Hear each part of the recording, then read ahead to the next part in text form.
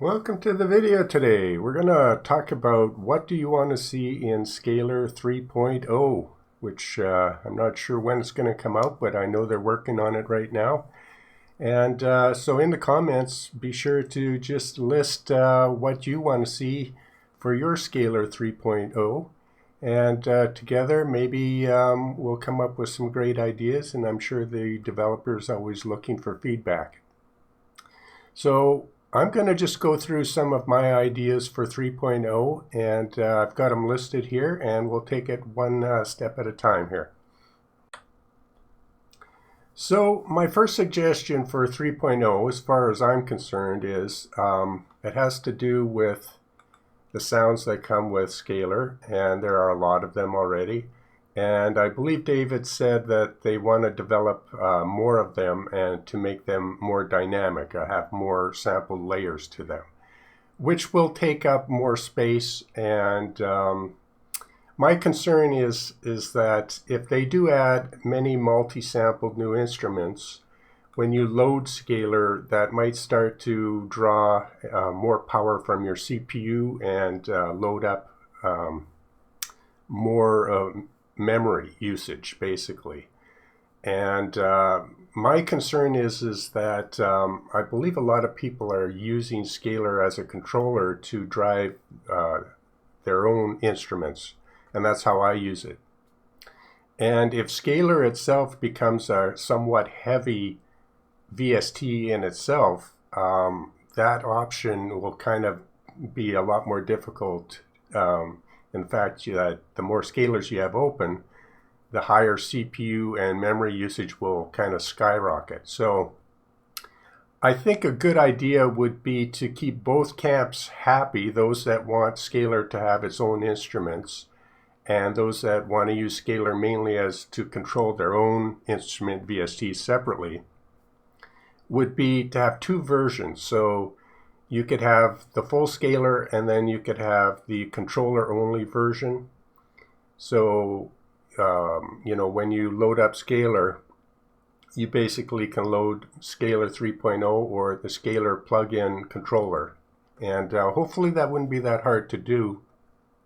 That way you could have, 10, 20 Scalars open, controlling different tracks, different instruments, each one having its own control.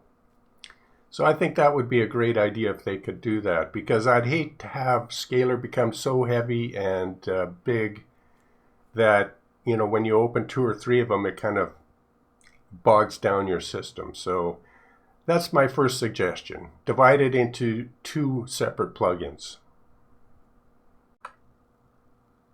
Another option for Scalar to keep it light would be simply, when you load it, have the option to unload all instruments that come with Scalar. So that if you have 5 Scalars open, you could sync them all and say unload instruments, and they would all unload their instruments, and that version of Scalar then would be very light, and you could have 10 or 20 of them open at one time. My second suggestion would be to have more instrument-focused MIDI performances. And by that I mean, if you go here, we see that we have the first one here, which is really focused on a specific instrument, is the bass. But I would like to see, specific folders for piano, maybe guitar, any instrument that they could hire a musician who could perform MIDI specifically for a certain instrument.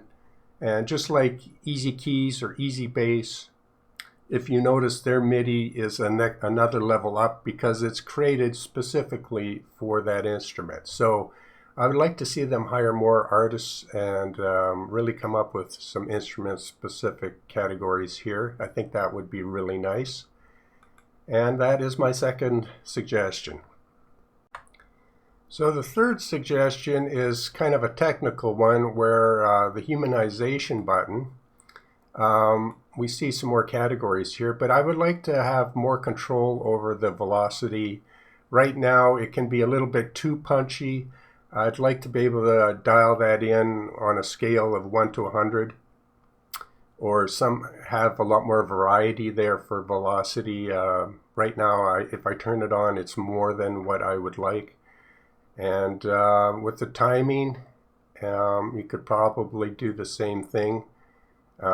Just more options here, and to be able to dial in the type of humanization. They're well on their way to having a lot of things available here, but I'd like to see even more. So for the fourth suggestion, I would like to see a larger keyboard, maybe a full 88 keys, or even more than that actually, and to be able to divide it into zones. And when you divide it into zones, that zone becomes a certain color. So if I divide it into 2, this range down would be a light gray, and maybe up here would be maybe a light orange or something. Some way to that when you're playing live, you'll know that your left hand is in, let's say, the chord zone, and your right hand is in the melody zone. Suggestion number 5 would be a very simple one. When I open the settings here and I make some changes, simply when I click out, so I click off here, I want it to close. Because I don't know how many times you open this while you're setting things up, many times, and just to have to go back up here and turn it off specifically, is just kind of an extra step that hopefully they could just make it that you open it, or even have a hotkey.